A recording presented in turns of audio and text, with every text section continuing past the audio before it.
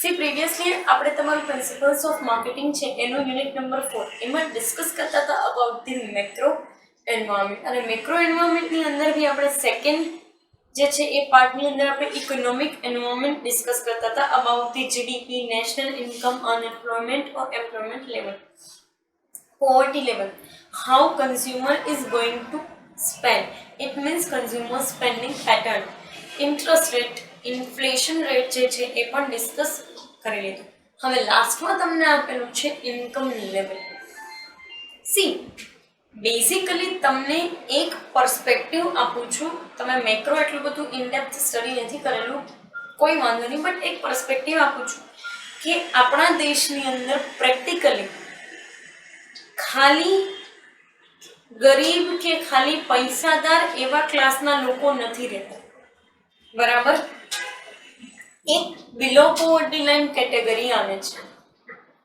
એક on poverty line category આવે એક લોઅર મિડલ ક્લાસના લોકો આવે છે મિડલ ક્લાસના લોકો આવે છે અપર મિડલ ક્લાસના લોકો આવે છે રીચ લોકો આવે છે and then comes to richest fine practically જો તમે માર્કેટની અંદર જોવા જાઓ તો આટલા ઇન્કમ અલગ અલગ ઇન્કમ ગ્રુપની અંદર આવતા લોકો રહે છે એક કન્ટ્રીની અને આપણા કન્ટ્રીની અંદર આટલી કેટેગરીના લોકો છે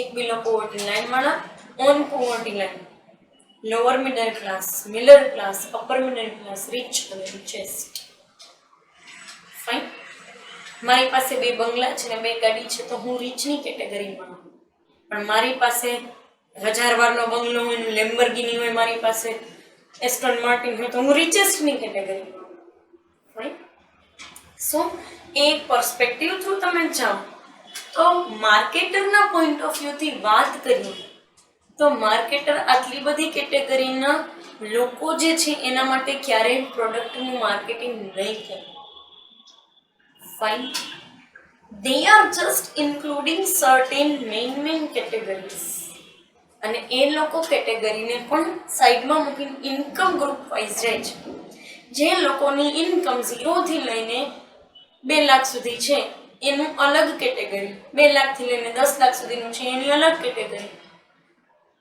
10 લાખથી લઈને 25 લાખ વાળા છે એની અલગ કેટેગરી 25 લાખથી ઉપર વાળા બસ પૂરું થયું સો they basically go by income groups and not income category fine so એક વસ્તુ છે એના પોઈન્ટ ઓફ વ્યૂ થી માર્કેટર લોકો જે છે એ જાય છે બરાબર અને એ લોકો જ્યારે આવું એનાલિસિસ કરે ને ત્યારે એને આઈડિયા હોય છે કે આટલા બધા ક્લાસ માટેની પ્રોડક્ટ નથી એમ પણ ઘણી વખત આપણે બી એવું કરીએ છીએ કે જે પ્રોડક્ટ આપણને અફોર્ડેબલ નથી હોતી એ ઓકેઝનલી આપણે પરચેસ કરીએ છીએ ફાઇન તમે રોજ જે છે એ 4-5 હજારની પેર નથી લેતા પણ તમારા સગા ભાઈ બહેનના મેરેજ હોય તો તમે મોંઘા કપડાં લ્યો છો ને સો સિમ્પલ મેનરની અંદર તમે જોવા જાઓ તો એ લોકો ઇન્કમ ગ્રુપ વાઇઝ પ્રોડક્ટ બનાવે છે અને માર્કેટિંગ એને એ પ્રમાણે કરે છે fine So yes, income group affects marketers, but not at that much level.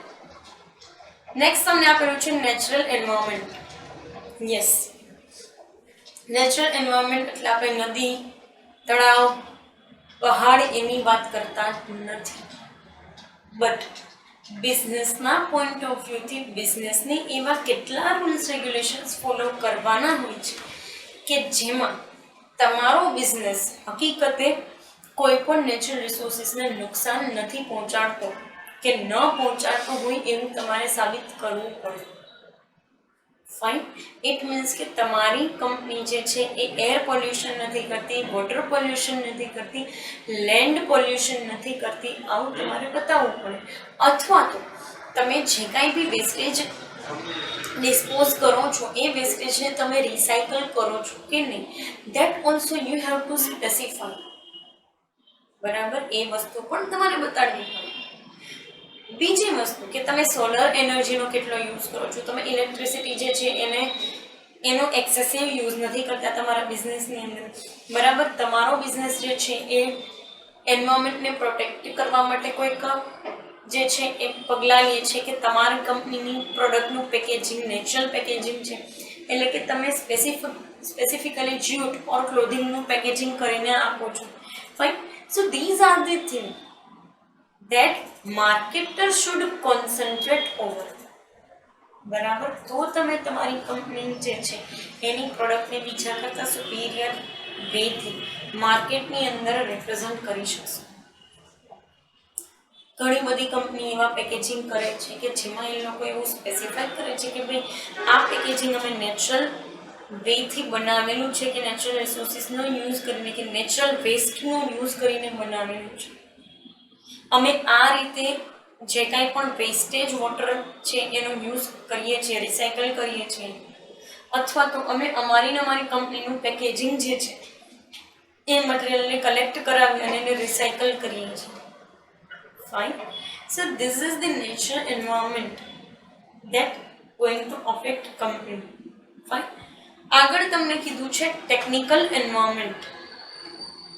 આની અંદર તો જેટલું ડિસ્કશન કરીએ એટલું ઓછું છે, કારણ કે માર્કેટની અંદર દરેક મિનિટે જે છે એ નવી ટેકનોલોજી જે છે, અથવા તો એવું કહી શકાય કે ટેકનિકલ આસ્પેક્ટની અંદર નવા ઇમ્પ્રુવમેન્ટ્સ આવે છે. બરાબર. જો દર 15 દિવસે માર્કેટની અંદર નવો સેલફોન લોન્ચ થતો હોય કોઈ બી કંપનીને પકડીને, બરાબર, કે દર મહિના દિવસે નવો સેલફોન લોન્ચ થાય છે, તો યુ કેન થિંક ઓફ કે એ લોકો કયા લેવલનું જે છે એ રિસર્ચ કરતા હોય છે. અને અહીંયા એક માર્કેટર કે એક મેન્યુફેક્ચરર તરીકે તમારી કંપનીએ રિસર્ચ કરવું બહુ જરૂરી છે. તમારે, હું એવું નથી કહેતી કે દર મહિને કે દર વર્ષે તમે તમારી ટેકનોલોજીને રિપ્લેસ કરી નાખો, પણ તમે જે ટેકનોલોજી વસાવો છો, કે જે તમે આગળના 15-20 વર્ષ માટે યુઝ કરશો, એ ટેકનોલોજી એટલીસ્ટ એવી હોવી જોઈએ કે જે તમને enough qualitative enough quantitative output આપી શકે. એટલે કે તમારે જેવી પ્રોડક્ટ તમે એક્સપેક્ટ કરો છો એ પ્રોડક્ટ તમને આપી શકે. બીજી વસ્તુ, ટેકનિકલ એન્વાયરમેન્ટના પોઈન્ટ ઓફ વ્યૂમાં જો જોવા જાય તો માર્કેટિંગના બેઝ પણ તમારે ઇમ્પ્રૂવ કરવા પડશે ડ્યુ ટુ ટેકનોલોજી અપગ્રેડેશન. એટલે તમારે દરેક જગ્યાએ અવેલેબલ રહેવું પડશે. હું એક બહુ તમને સિમ્પલ એવી વસ્તુ કહું, તમે ટેલિવિઝનની અંદર મોટી બ્રાન્ડની એડવર્ટાઇઝમેન્ટ જુઓ છો, લક્સ, ચાંદ, સરોશન જેમ, તો એ લોકો શું કામ ન્યૂઝપેપરની અંદર એડવર્ટાઇઝમેન્ટ આપે છે? ટીવી તો અનુષ્કા ને, આલિયા ભટ્ટ ને, ઐશ્વર્યા રાય ને, માધુરી, કરીના ને મોટી એક્ટ્રેસ એની એડવર્ટાઇઝમેન્ટ કરે છે, તો પછી ન્યૂઝપેપરમાં આપવાનું કારણ શું છે? દરેક ટેકનોલોજી દરેક મીડિયાને આવરી લેવું.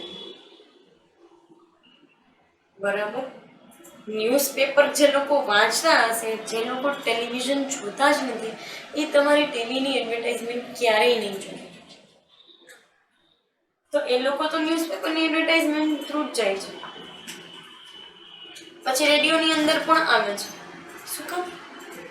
જે લોકો રેડિયો જે છે સાંભળે છે એ લોકો એના થ્રુ જશે, જે લોકો ટેલિવિઝન જોવે છે એના થ્રુ જશે. ફાઇન. સો એક ટેકનોલોજીકલ આસ્પેક્ટના પોઈન્ટ ઓફ વ્યૂથી તમે જુઓ તો તમારે from manufacturing of your product to marketing your product, દરેક જગ્યાએ તમારે ટેકનોલોજીકલ અપગ્રેડેશન જોશે. બરાબર. એવું નથી કે તમારો કોમ્પિટિટર કરે છે એટલે તમારે કરવું છે, એવું નથી. બટ માર્કેટની અંદર તમારી જે છે એ જગ્યા ઊભી કરવા માટે તો કરવું જ પડશે. And it's necessary whether you believe it or not. દરેક કંપની કરે છે. અને હવે તો પેલું જે છે Instagram ads, Facebook ads, Google ads, બરાબર, તમે કોઈ પણ જે છે સોશિયલ મીડિયા પ્લેટફોર્મ ઉપાડી લે, દરેક જગ્યાએ એડવર્ટાઇઝમેન્ટ થાય છે. Even if you use video editing app, they are also going to give you advertisement in that particular app. Fine. અને કેવી રીતે હોય એની સિસ્ટમ કે તમારે એડવર્ટાઇઝમેન્ટ વગરનું જોઈએ છે તો you have to subscribe and you have to pay them. So એ બી એક પોઈન્ટ ઓફ વ્યૂ છે કે જેના થ્રુ કંપની જઈ શકે છે, બરાબર. અને દરેક લોકો સબસ્ક્રાઇબ ન જ કરવાના હોય, એ એપ્લિકેશન બનાવવાના નહીં ખબર છે, એડવર્ટાઇઝમેન્ટ બનાવવાના નહીં ખબર છે.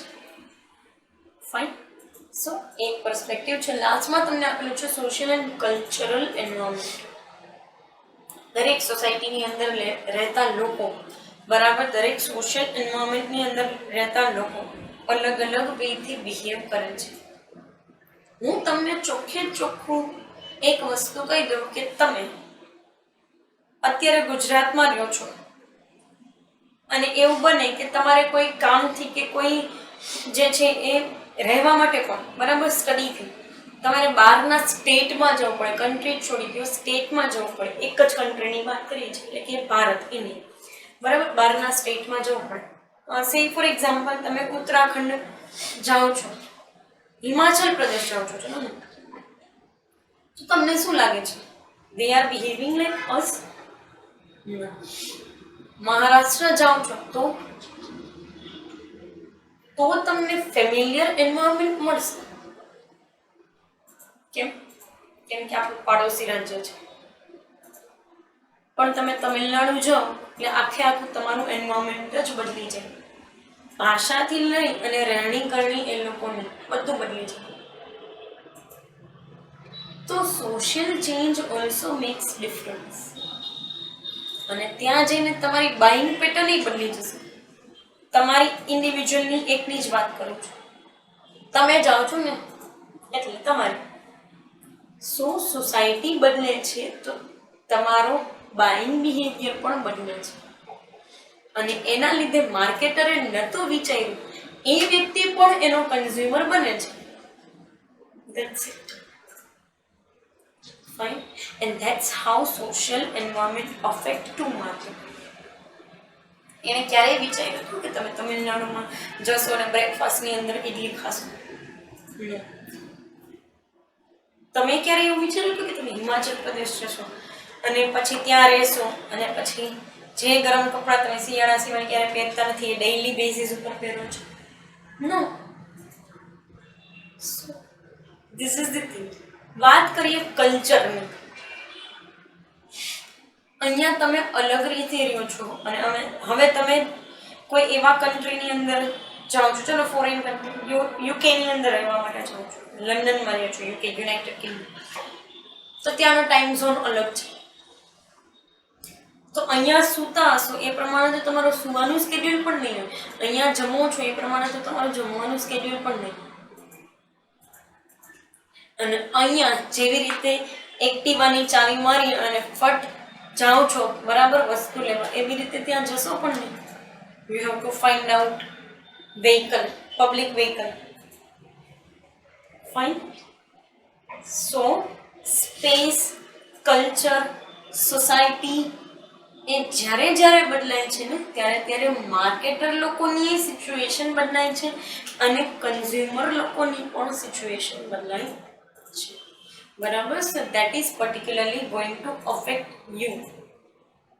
એક તો ઇન્ડિવિજ્યુઅલ અને સામે માર્કેટરને પણ. So these are the things that we have covered under macro environment. આપણે મેક્રો એન્વાયરમેન્ટની અંદર અલગ અલગ મેજરલી જે છે એ ફેક્ટર્સ ડિસ્કસ કર્યા. Demographic, then comes to political and legal, economic, national, technical, social and culture. Fine. So particular આ session માટે અહીંયા સુધી રાખીએ. કમિંગ સેશનની અંદર આપણે ડિસ્કસ કરશું about the features of marketing environment and then we will move to importance and drawback. Fine.